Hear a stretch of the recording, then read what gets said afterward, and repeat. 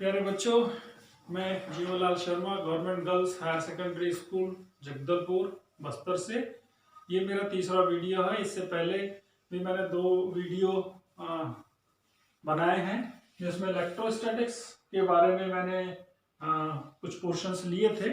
आज हम चर्चा करेंगे विद्युत क्षेत्र की। ये विद्युत क्षेत्र क्या है? हम अच्छे से जानते हैं कि एक आवेश है Q आवेश, उसके आसपास का क्षेत्र जहां तक उसका प्रभाव होता है। यदि मैं प्रभाव की बात करूं तो मैं जो हूं, मेरा भी एक प्रभाव होगा जिसका एक क्षेत्र होगा। जैसे कि मेरा प्रभाव यदि मैं घर में हूं तो घर के तक मेरा प्रभाव होगा, और यदि मैं स्कूल में हूं तो जो क्लास में लेता हूं वहां तक मेरा प्रभाव होगा। जो मैं बोलूंगा बच्चे उसको मानेंगे। तो वैसे ही ये एक आवेश है जिसको कि हम स्रोत आवेश कहते हैं। इस स्रोत आवेश के आसपास का क्षेत्र और उसका प्रभाव जहां तक होगा वो विद्युत क्षेत्र कहलाएगा।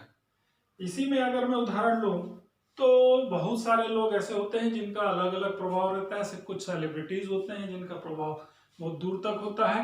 वैसे ही ये Q एक आवेश है, उसका प्रभाव इस एरिया उसके आसपास तक है। और यदि विद्युत क्षेत्र की तीव्रता की हम बात करें तो एकांक आवेश पर लगने वाले बल से उसकी तीव्रता की गणना की जाती है। तो मान लेता हूं मैं कोई यहाँ पर एक +Q एकांक आवेश है और उस पर कितना ये बल लगा रहा है, यानी बाहर की ओर यदि धन आवेश है और यदि धन आवेश है तो ये प्रतिकर्षण बल लगेगा। और वो बल कितना लगा रहा है, अब इसमें एक चीज है कि यदि ये आवेश पास में है तो ये ज्यादा बल लगाएगा इस पर प्रतिकर्षण का, और यदि ये आवेश उसके जो क्षेत्र है उसके पास में यानी इससे बहुत दूर है तो इस पर जो बल लगेगा वो कम बल लगेगा। इसका मैं एक आपको डिमॉन्स्ट्रेशन करके यदि बताऊं तो देखिए, मैं थोड़ा सा आवेश से हट करके चुंबक पे आ रहा हूं और इससे थोड़ा सा मैं आपको बताना चाहूंगा कि इसका चुंबक का क्या प्रभाव पड़ता है। देखिए, जैसे एक मेरे पास चुंबक है और ये भी एक चुंबक है, थोड़ा छोटा चुंबक है। वैसे ही मेरे पास एक बड़ा चुंबक है। तो ऐसे मेरे पास कुछ चुंबक है। इसमें यदि मैं देखूं तो ये चुंबक जो है बड़ा है, उसका इस पर प्रभाव, ये देखिए, इसको रिपल कर रहा है, प्रतिकर्षित कर रहा है। और यदि मैं इसका विपरीत आवेश लाऊं तो विपरीत ध्रुव लाऊं तो आकर्षित करेगा। तो वैसे ही इस चुंबक का प्रभाव है तो ये रिपल्ड कर रहा है, और इस चुंबक का भी प्रभाव है जो इसको रिपल्ड करेगा, यानी प्रतिकर्षित कर देगा। तो ये स्रोत चुंबक है एक प्रकार का। वैसे ही मैं एक छोटा चुंबक ले रहा हूं, मान लेते हैं कि ये एकांक चुंबक है, मान लेते हैं एकांक चुंबक है, और इस पर भी यदि आप देखें तो देखिए कितना जल्दी वो उसको अट्रैक्ट कर रहा है। अब ये रिपल कर रहा है, ये प्रतिकर्षित, ये इसका एक क्षेत्र है जो इसको प्रतिकर्षित भी कर रहा है और आकर्षित भी कर रहा है। परंतु यहां पर थोड़ा सा चीज है, आप थोड़ा सा इसको समझें कि 1 कूलाम आवेश, यदि मैं 1 कूलाम आवेश की बात करूं तो 1 कूलाम आवेश क्या होता है? हमने इससे पहले मैथ्स में भी देखा है, इसका मैथमेटिकल कैलकुलेशन किया है कि किसी वस्तु का 1 कूलाम आवेश क्या होता है।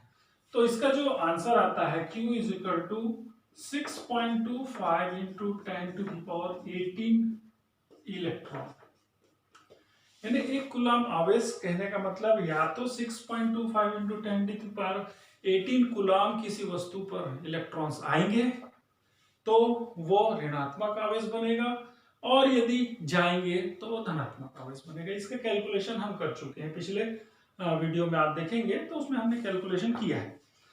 तो ये जो संख्या होती है एक्चुअली बहुत बड़ी संख्या होती है, 10⁻18 इलेक्ट्रॉन्स की बात करें तो ये बहुत बड़ी संख्या होती है। तो यदि ये 1 कूलाम आवेश यहां रखा जाएगा तो वो इसके फील्ड को, यानी स्रोत आवेश जो होगा उसके क्षेत्र को प्रभावित करेगा। इससे होगा क्या? इससे होगा ये कि ये जो आवेश, जो स्रोत आवेश है, उसका एक्चुअल जो विद्युत क्षेत्र की तीव्रता की गणना जो हम करना चाहते हैं वो नहीं कर पाएंगे, या तो कम हो गया तो ज्यादा होगा। तो उसके लिए ये एक अवधारणा ली गई है, एक लिया गया टेस्ट चार्ज, जिसको कि हम परीक्षण आवेश कहते हैं। इसकी बात यदि मैं थोड़ा सा मैग्नेट से रिलेट करूं तो देखिए अभी तक ये एक दूसरे को रिपल कर रहे थे, ये थोड़ा सा बड़ा है, मान लेता हूं 1 कूलम आवेश था वो। अब मैं एक छोटा सा चुंबक लेता हूं, जो कि एक, ये जो चुंबक का छोटा सा भाग है, इसको मैं परीक्षण आवेश, हालांकि ये परीक्षण आवेश नहीं है, फिर भी जो हमारे नीडल्स में, मैग्नेटिक नीडल्स में होता है, तो ये मैं रखता हूं। तो ये जो छोटा सा आवेश चुंबक है, ये इसके फील्ड को प्रभावित नहीं करेगा। कहने का मतलब यदि मैं यहां पर रख रहा हूं और इसको इसके पास में ला रहा हूं तो इसके फील्ड को वो प्रभावित नहीं कर रहा, परंतु मैं एक बड़ा चुंबक लाऊंगा तो प्रभावित करेगा। कहने का मतलब हम इस छोटे से चुंबक को हम परीक्षण आवेश मान सकते हैं।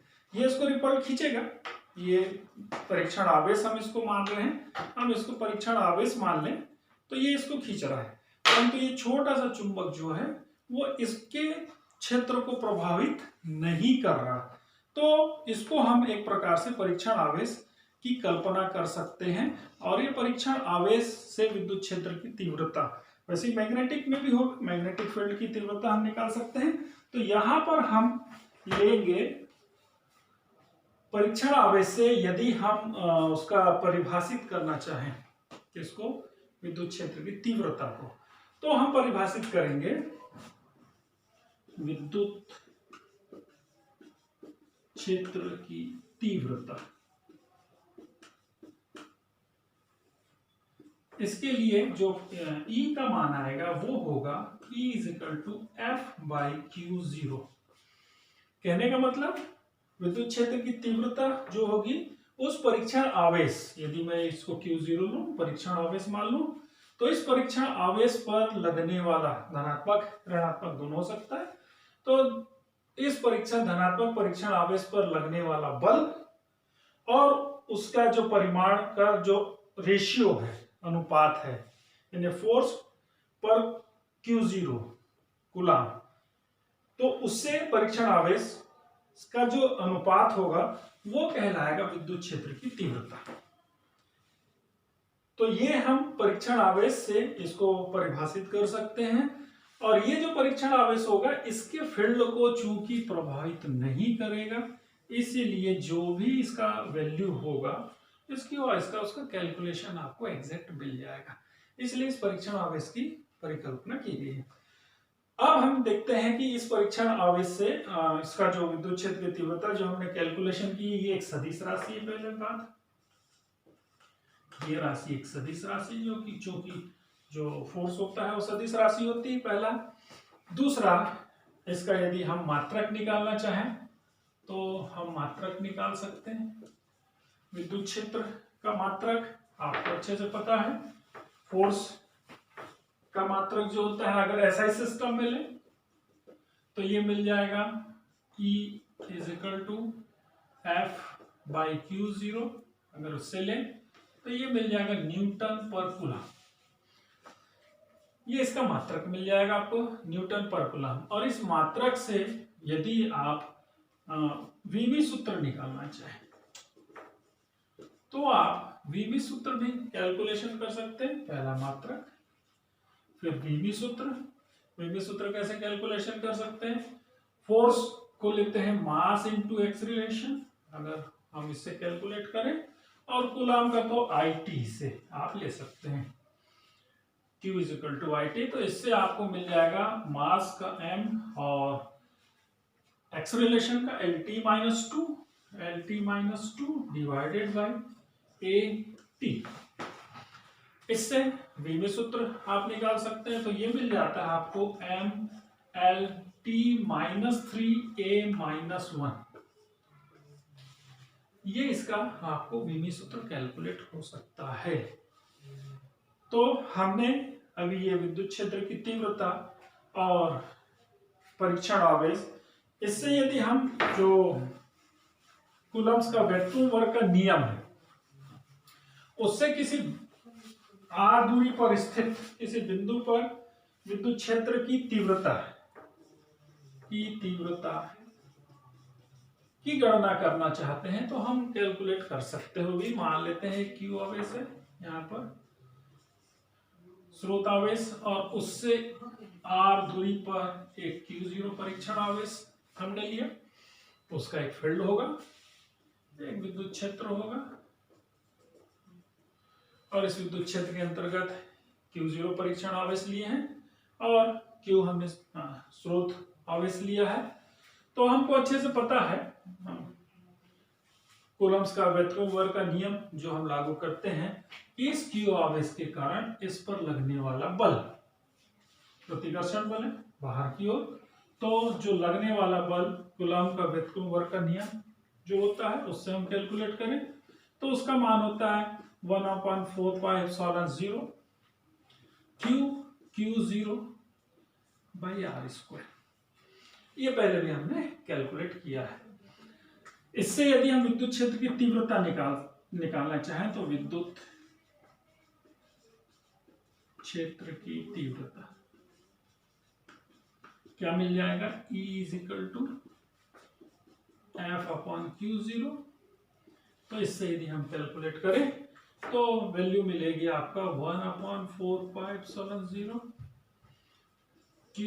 Q0, F का मान हमने रख दिया यहां से, बाय Q0 r²। तो Q0 कैंसिल आउट हो जाएगा और ये मिल जाएगा 1/4πε0 Q/r²।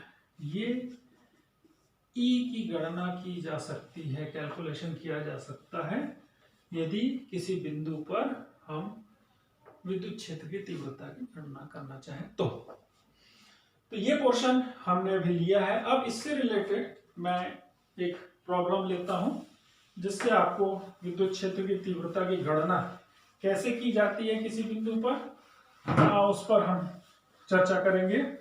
तो इसके लिए मेरे पास एक प्रॉब्लम है कि दो गोले, एक प्रॉब्लम लेते हैं अपन, दो गोले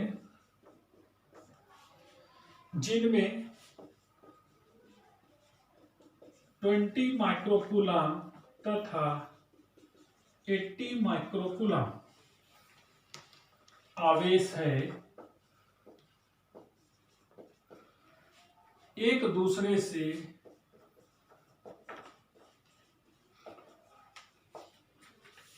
18 सेंटीमीटर की दूरी पर स्थित है। उस बिंदु की स्थिति ज्ञात कीजिए, बिंदु की स्थिति ज्ञात कीजिए जहां विद्युत क्षेत्र की तीव्रता, विद्युत क्षेत्र की तीव्रता 0 है। ये एक प्रश्न है। अब यहां पर मैं 18 सेंटीमीटर की जगह पे a सेंटीमीटर भी ले सकता हूं, पहले भी हमने कैलकुलेशन किया है, आप बहुत अच्छे से जानते हैं उस चीज को। तो ये एक प्रॉब्लम है कि दो गोले जिनमें 20 माइक्रोकूलम और 80 माइक्रोकूलम के आवेश है। अब ले लेता हूं मैं यहां पर ये 20 माइक्रोकूलम और 80 माइक्रोकूलम सीजीएस सिस्टम में है। तो इनके बीच में उस बिंदु की स्थिति ज्ञात की, मान लेते हैं एक बिंदु ये A है, ये मैं मान लेता हूं B है, ये C है। इनके बीच में एक बिंदु C है जो कि ये इनके बीच की दूरी मान रहा है 18 सेंटीमीटर, मैं अभी उतना ही लेता हूं, 18 सेंटीमीटर दिया है। तो 20 माइक्रोकूलम से मान लेते हैं x सेंटीमीटर की दूरी पर वो बिंदु है जहां पर इसके कारण लगने वाला विद्युत क्षेत्र की तीव्रता और इस 80 माइक्रोकूलम के कारण लगने वाले विद्युत क्षेत्र की तीव्रता एक दूसरे से अपोजिट है, तो वहां 0 होगा। यानी इसके द्वारा जो इस पर लग रहा है क्षेत्र की तीव्रता और इसके द्वारा इस बिंदु पर लगने वाले क्षेत्र की तीव्रता एक दूसरे के अपोजिट और बराबर है, जिसके कारण वो शून्य है। ये प्रश्न दिया हुआ है कि तीव्रता शून्य है। तो हम यदि मान लेते हैं इसको हल यदि हम लें तो माना Q1 is equal to 20 microcoulomb, Q2 is equal to 80 microcoulomb and AC is equal to x centimetre तथा BC is equal to 18 minus x centimetre. ये तो हमने आवेश ले लिए हैं और इनसे डिस्टेंस ले लिया है। तो संतुलन की स्थिति यहाँ जहां पर उस स्थिति और जहां विद्युत क्षेत्र की तीव्रता शून्य होगी तो वो तीव्रता शून्य होने की स्थिति में उस बिंदु जहां पर विद्युत क्षेत्र की तीव्रता शून्य है तब क्या होगा, इसके द्वारा लगने वाला विद्युत क्षेत्र की तीव्रता है 20 माइक्रोकूलम्ब के द्वारा इस पर लगने वाले विद्युत क्षेत्र की तीव्रता और 80 माइक्रोकूलम्ब के द्वारा इस पर लगने वाले विद्युत क्षेत्र की तीव्रता जो होगी वो बराबर होगी। तो यदि हम ये ले लें तो 20 माइक्रोकूलम्ब तथा बिंदु के मध्य विद्युत क्षेत्र की तीव्रता बराबर 80 माइक्रोकूलम्ब तथा बिंदु हम P ले लेते हैं, बिंदु P के मध्य विद्युत क्षेत्र की तीव्रता, ये दोनों बराबर होंगे। तो हमने ये निकाल लिया कि इसके मध्य विद्युत क्षेत्र की तीव्रता। तो फार्मूला हम यूज कर लें। फार्मूला हमारे पास है 1/4πε0 और 20 माइक्रोकूलम्ब अपॉन आवेश बटे डिस्टेंस का स्क्वायर। तो डिस्टेंस स्क्वायर एक्स स्क्वायर है यहाँ पर, क्योंकि यहाँ से इसकी दूरी x है, और यहाँ पर 1/4πε0 80 माइक्रोकूलम्ब अपॉन ये जो डिस्टेंस होगा वो 18 माइनस एक्स, तो ये हो जाएगा 18 माइनस एक्स का होल स्क्वायर। ये हमारा फार्मूला बन जाएगा यहां से यहां तक के डिस्टेंस से। तो ये कैंसल आउट हो जाएगा 1/4πε0 और ये माइक्रोकूलम्ब इस कैंसल आउट, और यहां से आपको मिल जाएगा 20 और ये 80 है तो 4 टाइम्स, तो मिल जाएगा 1/x² is equal to 4/18 minus x. या फिर मैं इसको और लिखना चाहूं तो 1/x का whole square is equal to 2/18 minus x का होल स्क्वायर। ये कैलकुलेशन अगर हम लें तो आपको मिल जाएगा, इसमें प्लस माइनस अगेन हम प्लस माइनस आएगा। तो इसको यदि हम सॉल्व करें तो देखिए प्लस लेने पर फिर अगेन वही स्थिति आ गई जो हम पहले भी ले रहे थे। प्लस लेने पर क्या होता है, प्लस लेंगे तो 1/x is equal to 2/18 minus x, ये मिला आपको। तो 2x इज इक्वल टू हो गया 18 माइनस एक्स, तेरे गुणा कर दिया हमने, तो इससे मिल गया 3x equal to 18 means x equal to आपको मिल गया 18/3 मीन्स क्या आ जाएगा 6 सेंटीमीटर। ये कैलकुलेशन आपको 6 सेंटीमीटर का मिलेगा जब हम प्लस ले रहे हैं। अब यदि हम माइनस की बात करें तो आप देखिए माइनस लेने पर क्या होता है। माइनस लेने पर 1/x is equal to -2/18 minus x, तो ये मिल गया 2x is equal to -18 plus x.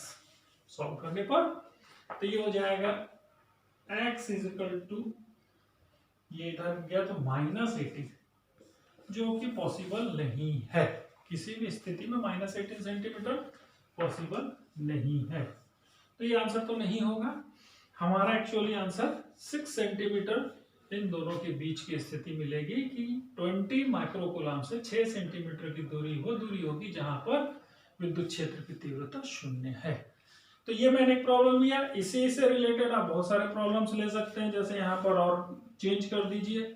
अगर आप 20 ले लेते हैं, 40 ले लेते हैं, 30 ले लेते हैं या जो भी, तो उससे आप ये कैलकुलेशन करके आप निकाल सकते हैं कि ये इसका आंसर मिलेगा जो उन दोनों के बीच की स्थिति होगी।